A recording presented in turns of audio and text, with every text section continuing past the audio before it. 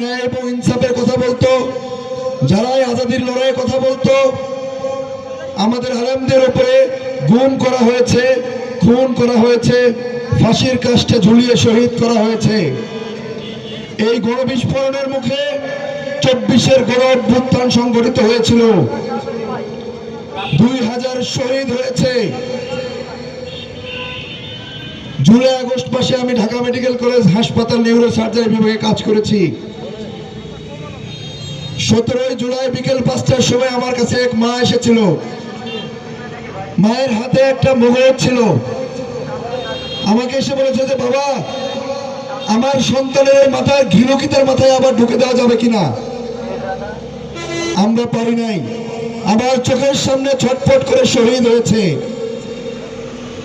5 August Bangladesh থেকে ফ্যাসিস্টটা চলে গিয়েছে।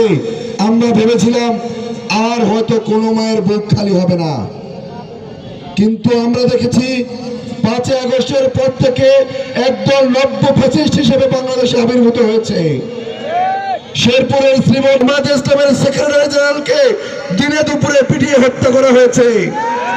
শহীদ উসমান হাদিকে দিনে দুপুরে গুলি করে হত্যা করা হয়েছে। আমি উসমান হাদির অপারেশন করেছিলাম, তার মাথা থেকে বুলেট বের করতে পারলেও তাকে আমরা বাঁচাতে পারি নাই। শহীদ উসমান হাদির সংগঠন ইনকিলাব মঞ্চের সেক্রেটারি জেনারেলকে পায়ে গুলি করা হয়েছে। সম্মানিত ভাইরা, আপনারা ভেবেছেন বোধহয় আপনারা স্বাধীন হয়ে গিয়েছেন, আপনারা বোকার স্বর্গে আছেন। আমি যখন কথা বলছি তখন আপনি যুদ্ধক্ষেত্রে আছেন। আপনি মনে করেছেন নতুন করে আবার যুদ্ধের ঘোষণা আসবে।